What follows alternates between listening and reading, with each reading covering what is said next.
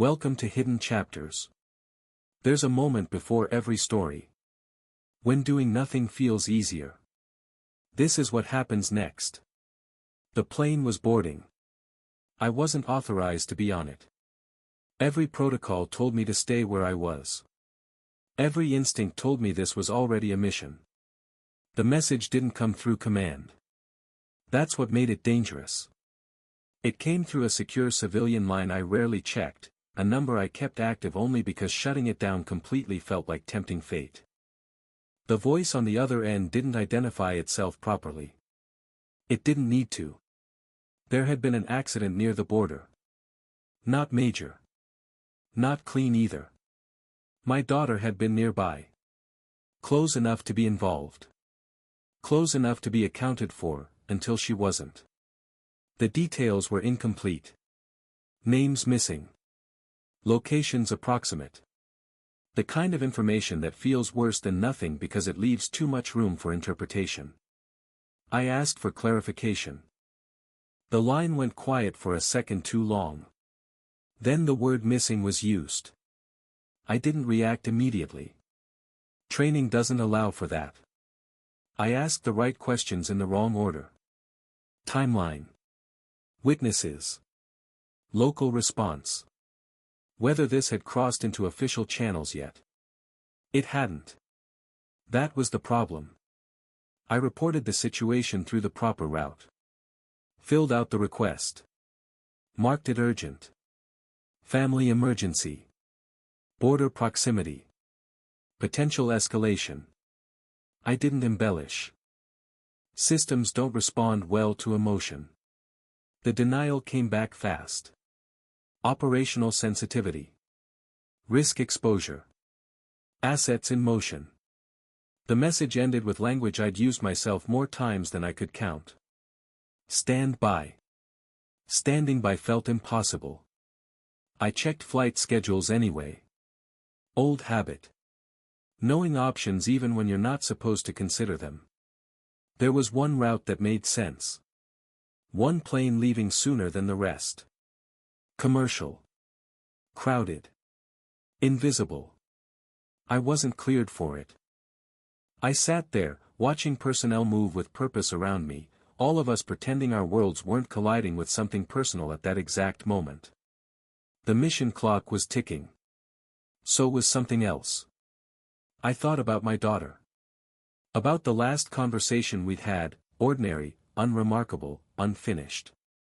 About how absence creates vulnerability in ways no threat assessment can measure. I requested an update. None came. The boarding announcement echoed through the terminal. This wasn't about disobeying orders. It was about understanding them. Orders exist to manage risk. But risk doesn't stop when permission is denied. As I stood and moved toward the gate, blending into a line of civilians who had no idea what they were carrying with them, one thought settled clearly in my mind. If I stayed, I would remain authorized. If I left, I would remain responsible. And either way, there would be consequences. I boarded with the last group. That was deliberate. Late boarding means less scrutiny, fewer questions, and no time for small talk.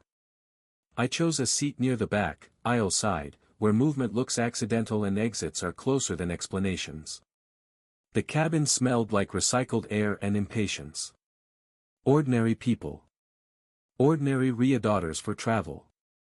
None of them knew they were sharing space with a decision that would echo for years. I kept my phone off. Not because I had something to hide, but because I didn't want anything to interrupt the calculation already underway.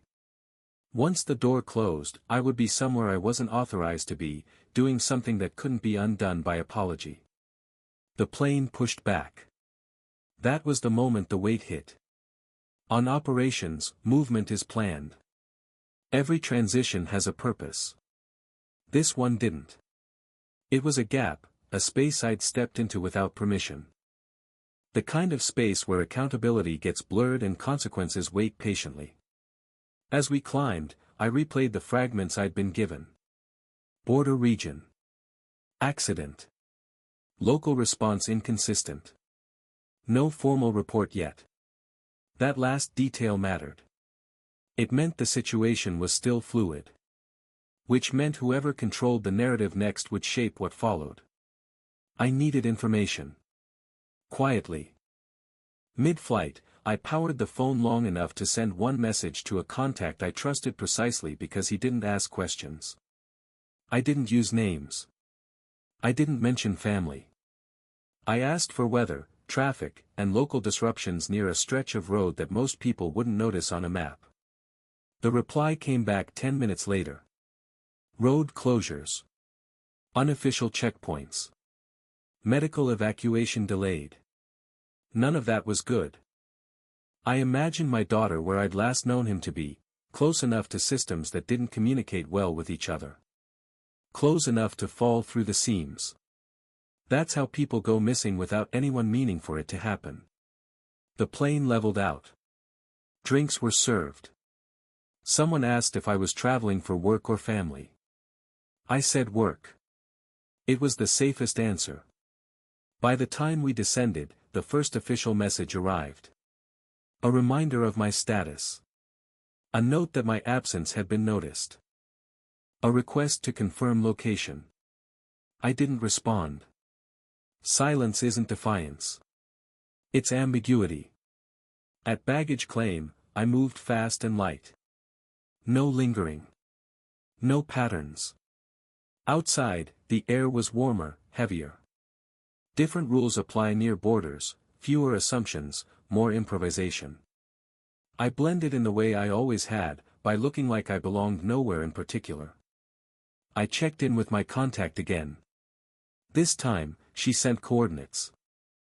Not where the accident happened, but where people were being redirected afterward. That was the first real sign something was wrong.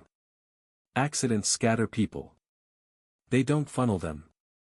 As I arranged transport, I felt the familiar narrowing of focus that comes before action. The panic was there, but controlled, folded neatly behind decisions instead of spilling into them. I hadn't left the mission. I'd changed theaters.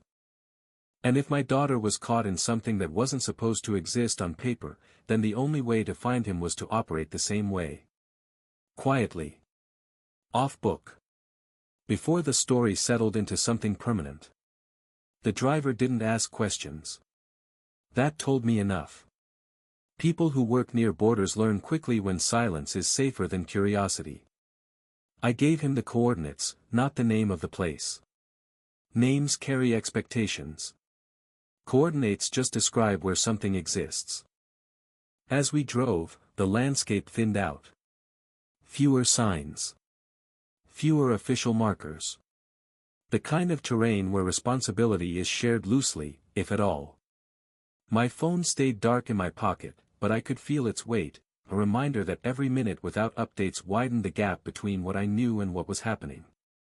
We passed a checkpoint that wasn't listed anywhere. No uniforms. No insignia. Just men standing where authority should have been clearer.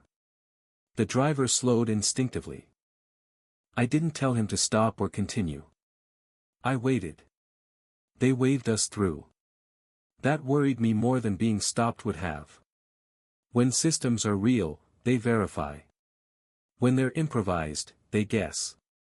The coordinates led us to a small medical outpost that looked temporary but wasn't new. Power lines patched together. Vehicles parked in patterns meant to look random. People moving with the confidence of those who believed no one important was watching. I didn't go inside. I watched. 2 ambulances arrived within 15 minutes. No sirens. No hurry. That told me whoever they were moving wasn't being rushed, they were being managed. I followed at a distance when one of the vehicles pulled away, letting traffic separate us naturally.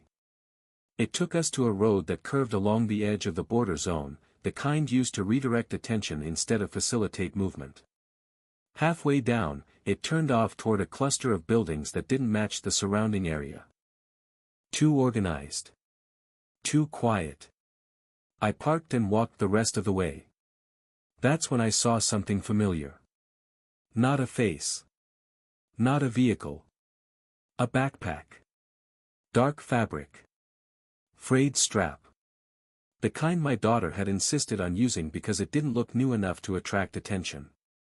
It sat near a fence like it had been placed there deliberately, not dropped, not discarded. A marker. I didn't touch it. I didn't need to. People who stage scenes always leave something behind to control where attention goes next. They want observers to follow a path they've already prepared. The question wasn't whether this backpack mattered. It was who wanted it to be found. I moved around the perimeter instead, tracing where movement would have gone if no one expected it to be watched. That's when I noticed the cameras. Cheap, civilian grade, pointed outward instead of inward. Watching roads, not buildings. This wasn't a holding area. It was a filter. Someone was sorting people here. Deciding who moved on and who didn't. Accidents don't create infrastructure like this. Opportunists do. I stepped back into cover as a vehicle approached, different from the others. Official markings this time. Just enough legitimacy to quiet questions. The men inside spoke to the ones at the gate briefly, then drove through without inspection. That narrowed things further. Whatever had happened to my daughter hadn't stayed local. It had crossed into something coordinated. And the longer I stayed invisible, the more likely it was I could find the scene where control slipped. I wasn't authorized to be here. But authorization wouldn't have helped anyway. This wasn't a place that answered to it. I stayed put until night did what it always does near borders. It simplified things. Noise dropped. Movement became intentional. Lights turned into signals instead of conveniences. I watched the compound long enough to understand its rhythm.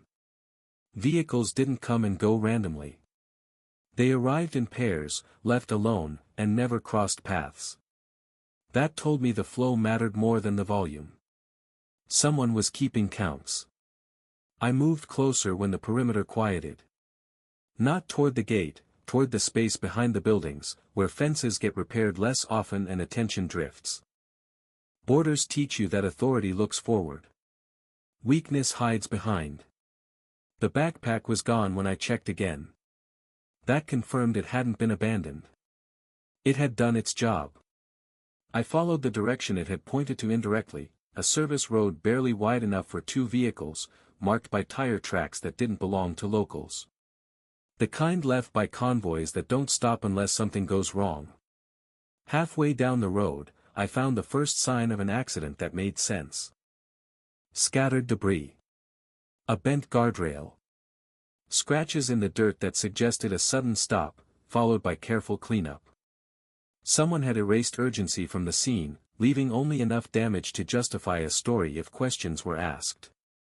Accidents don't get erased like that. I checked my phone again. Still nothing official. That silence had meaning now. It wasn't delay. It was containment. I reached out to my contact once more. This time, I asked for something specific, recent incident logs that didn't escalate. Medical transfers that stayed local. Reports that resolved too quickly. The response took longer. When it came, it was short. One juvenile moved without intake. No ID logged. Transfer approved verbally. That was enough. People disappear at borders because systems rely on handoffs. When one link decides not to document, the rest can claim ignorance. Responsibility dissolves into process. I traced the likely route from the outpost to wherever undocumented transfers ended up. It led away from official crossings and toward private infrastructure, warehouses, depots, places that exist to move things efficiently without questions. That's where accidents stop being accidents. I waited for dawn to move again. Fatigue sharpens mistakes, and I couldn't afford any. As the light crept in, the compound shifted gears. Different personnel. Different vehicles. The ones from earlier weren't there anymore. They'd moved something overnight. I followed the newest tracks, careful to stay far enough back that I wouldn't be noticed if someone checked their mirrors. The road opened into a wider route that fed into commercial traffic. From there, whatever they were moving would blend easily. I thought about my daughter, about how quickly a person could become cargo when documentation fails. About how many people that system had likely processed before him. The mission I'd left behind had objectives, timelines, and oversight. This one had none of that. Just urgency. And the growing certainty that if I didn't intercept whatever came next, my daughter wouldn't just be missing. She'd be absorbed. The warehouse sat far enough from the main road to look unimportant. That was the point. It wasn't hidden, it didn't need to be. It was simply placed in a space where people rarely asked questions, where trucks came and went without anyone remembering license plates. The kind of facility that survives by being boring. Boring is cover. I watched from a low ridge as the morning shift began. 2 men at the gate, rotating lazily, more concerned with routine than threat. Inside, vehicles were staged like they were waiting for a schedule. Nothing rushed. Nothing chaotic. This wasn't a crime scene. It was a workflow. I needed a seam, a place where the system had to interact with something official. Border operations always do eventually. Not because they want to, but because paperwork is how you move through infrastructure without getting stopped. That's when I noticed the van. It wasn't armored. It wasn't special. It was clean enough to look inspected, and it carried a small marking near the rear, not a logo, just a code. The kind used when you want something traceable inside a system but meaningless to outsiders. I followed it when it left. It merged into traffic like it belonged there. I stayed 2 lanes back, letting other vehicles create distance so I wouldn't look like pursuit. We drove toward an airfield outside the city, not a major one, but active enough to handle private flights. Private flights don't ask many questions. They just require a list. At the perimeter, security checked the van quickly and waved it through. I didn't have that access, but I didn't need it. I circled wide, parked behind a row of old service vehicles, and walked until I found a gap in the fence where someone had repaired it too recently. Opportunity always leaves fingerprints. Inside, the airfield felt quieter than it should have. The kind of quiet that suggests people know not to wander. A small jet sat on the tarmac with its door open and its engines idle, ready to move as soon as cargo arrived. Cargo. I watched the van pull up. 2 men stepped out and spoke briefly to ground crew who didn't look surprised. A 3rd man came down the stairs from the jet carrying a clipboard. A manifest. That clipboard mattered more than any weapon. Because paper turns people into entries. And entries travel. I didn't have time to get closer without being noticed, so I did something I hated doing. I waited for distraction. It came naturally, a fuel truck pulling in, a brief argument between crew, someone dropping a crate. In that moment, attention fractured. I moved closer, not toward the jet, but toward the crew area where paperwork was handled. The clipboard was set down on a table beside a radio. I didn't touch it long enough to leave trace. Just long enough to read. I wasn't looking for my daughter's name. I was looking for the absence of it. And there it was, a line item that didn't list a passenger, didn't list an ID, didn't list a medical category. Just a code. The same code I'd seen on the van. Someone was moving a person without acknowledging they were a person. I memorized everything I could in seconds. Flight designation. Departure time. Destination abbreviated in a way that meant nothing unless you knew the routes. Then I stepped away and blended back into the airfield's edges before anyone could register my presence. The plane was boarding. And now, for the second time in 48 hours, I understood the same brutal truth. If I missed this flight, my daughter wouldn't just be out of reach. She'd be erased into someone else's system. I didn't rush. Rushing gets noticed. I moved the way ground crews do when they're already late, purposeful, annoyed, invisible. I picked up a reflective vest from the back of a utility cart and draped it over my shoulder, not wearing it properly, just enough to suggest I belonged to the machinery of the place. People don't question things that look temporary. The jet's door was still open. Engines humming low, not impatient yet. The kind of readiness that assumes nothing will interrupt it. I circled wide and checked the perimeter again. 2 security points. One watching the runway. One watching the access road. Neither was watching the space between. That's always where systems fail. I timed my approach with another distraction, a maintenance call crackling over the radio, voices overlapping, someone asking for confirmation that never came. In that confusion, authority hesitates. Hesitation creates seconds. Seconds were enough. I reached the cargo bay just as the van's rear doors opened. Inside weren't crates or equipment. Just a single compartment built to look medical without actually being regulated. Clean surfaces. Restraints disguised as safety measures. Enough ventilation to keep someone alive, not comfortable. I didn't see my daughter immediately. That was worse than seeing him. Because it meant she was already inside the aircraft. I climbed the stairs without running. Running tells a story. Calm suggests permission. Halfway up, someone asked who I was with.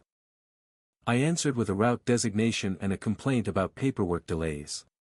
It wasn't convincing. But it was familiar. She waved me through. Inside the cabin, the lights were dimmed. No passengers. No seats meant for people who talk. Just rows configured for transport. I moved quickly now, checking each section until I found the compartment near the rear. My daughter was there. Alive. Unconscious. Monitored by a device that didn't belong to any system that would ask follow-up questions. She looked smaller than I remembered, not because she'd changed, but because context strips people down to essentials. I checked his pulse with shaking hands. I forced steady. There. I disconnected what I could without triggering alarms. Someone outside shouted for status. The engines increased slightly. Boarding was ending. I had a choice now. Take him and run, and expose everything. Or delay the flight long enough to redirect it without making noise. I chose the second. I triggered a warning that would ground the jet temporarily without identifying why. A safety flag buried deep in procedure, one that forces inspection but doesn't scream sabotage. It bought time without creating pursuit. By the time the engines powered down fully, I was already moving my daughter out the way cargo came in. No heroics. No confrontation. Just substitution. The van left empty. Security argued with paperwork. And the flight I wasn't cleared to take never left the ground. I didn't feel relief. Not yet. Because saving him was only half the problem. The other half was understanding who had authorized this movement, and how close I'd come to losing him to a system that wouldn't even admit she'd been there. As I carried him into the morning air, one thought repeated itself with absolute clarity.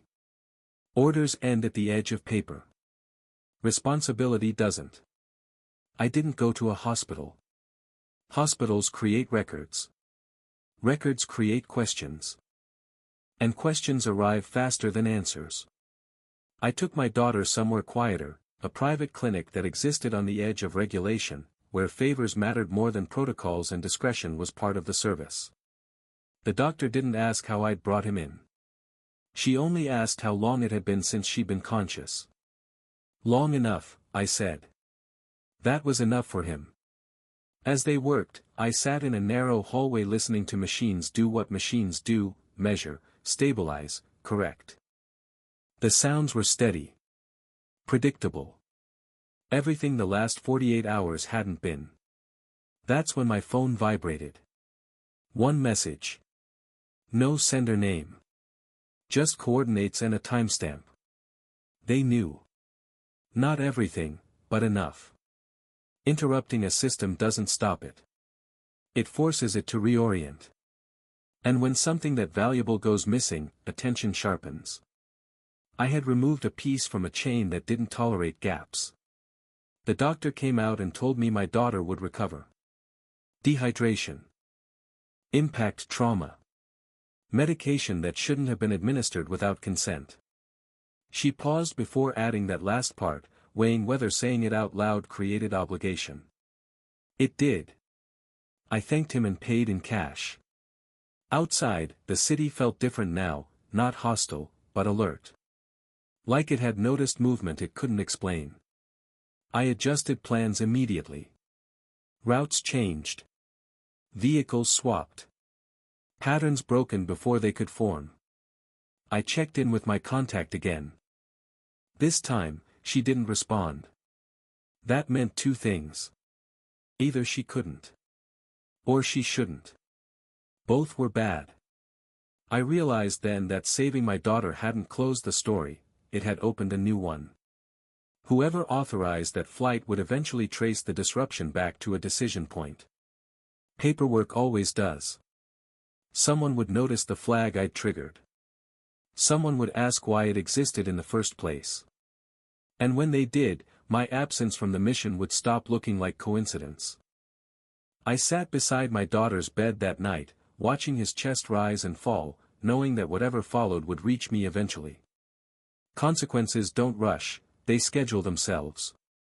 She woke briefly and asked where we were. Safe, I told him. It wasn't a lie. It just wasn't permanent. Because systems don't forget interference. They adapt to it. And somewhere between the grounded jet and the empty manifest, I'd marked myself as someone willing to step outside authorization when family became the objective. I didn't regret it. But regret wasn't the currency this would be settled in.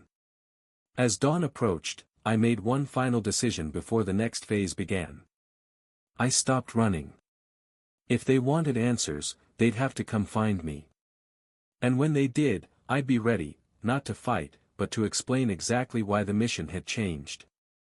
They didn't come in force. That would have been easier to recognize. Instead, they arrived the way systems always do when they want compliance without noise, through process. An email marked administrative review. A request for availability. Language that suggested routine rather than concern. I knew better. I left my daughter resting under observation and walked into a building that felt too clean for confrontation. Glass walls. Neutral colors. No insignia visible unless you knew where to look. This wasn't discipline. It was containment. The room they put me in had no cameras I could see. That didn't mean there weren't any. It just meant the real ones weren't meant to be noticed. Two people sat across from me. One asked questions. The other watched reactions. They didn't accuse. They reconstructed. Timeline. Deviations. Decision points. Why a safety flag had been triggered on a flight that didn't meet standard criteria. Why an operator listed as active had gone silent at a critical moment. I answered carefully. Not defensively. Not aggressively. Truthfully, but selectively. I didn't mention my daughter at first. I let them exhaust the operational angles. Let them realize none of the answers they wanted existed inside procedure. That's when I introduced the variable they couldn't model. Family. The room shifted. Not emotionally, structurally. Family complicates everything because it doesn't fit doctrine. There's no policy for urgency that refuses to wait. No manual for responsibility that outruns authorization. They asked if I understood the consequences. I said yes. They asked if I would do it again. I didn't answer immediately. Silence isn't avoidance when it's intentional. I'd prepare better, I said finally. That was the truth. Preparation isn't rebellion. It's adaptation.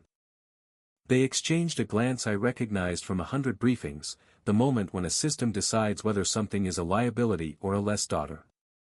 Punishing me publicly would raise questions they didn't want asked.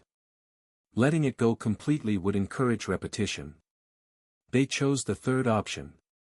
Reassignment. Temporary. Quiet. Off the path where decisions like mine created variables they didn't want near sensitive operations. I accepted it without argument. Outside, the city felt lighter than it had in days. Not because the danger was gone, but because it had been acknowledged. Systems don't forgive. They recalibrate. I returned to the clinic as my daughter woke again, more alert this time. He asked if everything was over. For now, I said. That was honest. As we planned the next steps, medical follow-up, movement, recovery, I realized something I hadn't allowed myself to consider before. The mission hadn't failed. It had changed. And sometimes, the most important operations are the ones that never receive clearance, because they reveal limits no system wants to admit it has.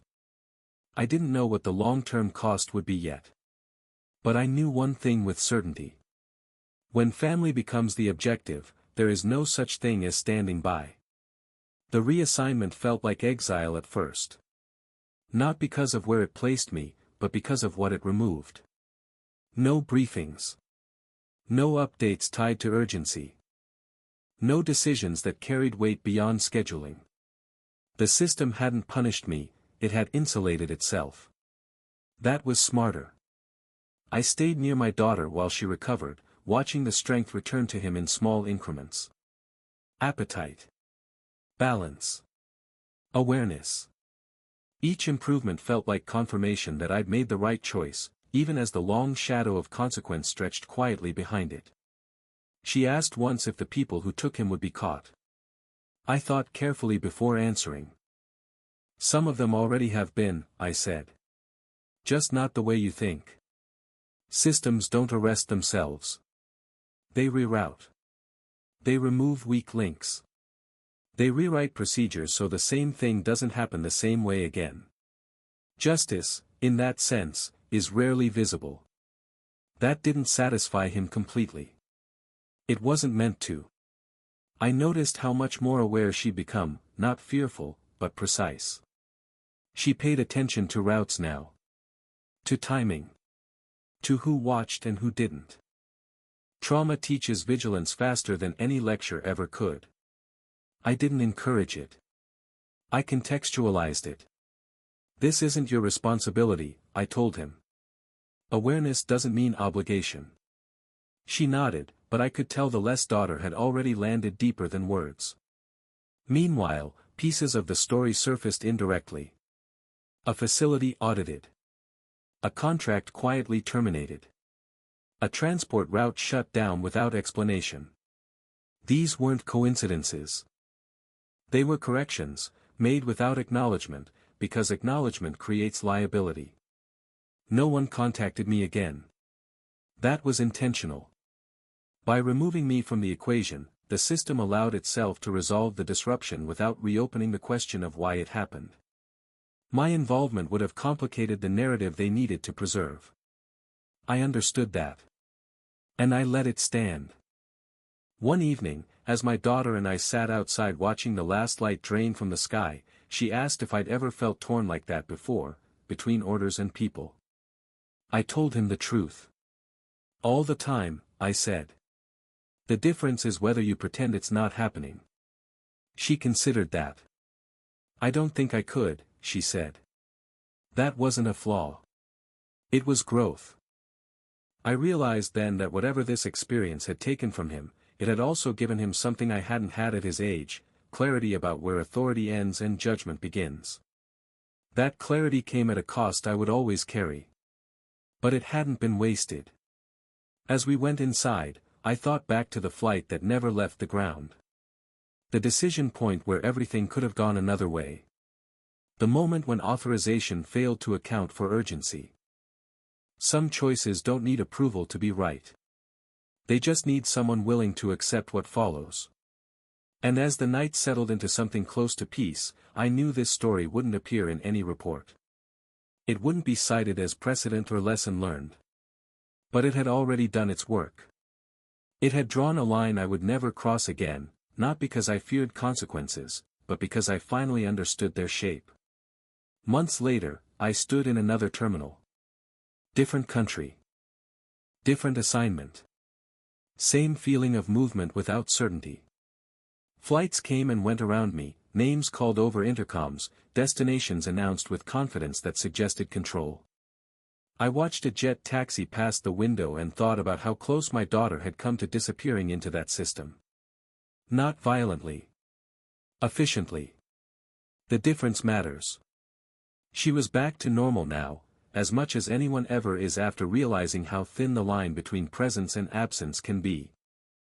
School, friends, routines. Life reclaimed its shape, even if the edges were sharper than before. We didn't talk about the incident often. We didn't need to. Some experiences don't ask to be remembered. They just inform how you move forward. The reassignment eventually ended. No formal acknowledgement. No quiet apology. Just a return to circulation at a different altitude, where my decisions mattered, but not too much. I accepted that. Authority doesn't erase moments that challenge it.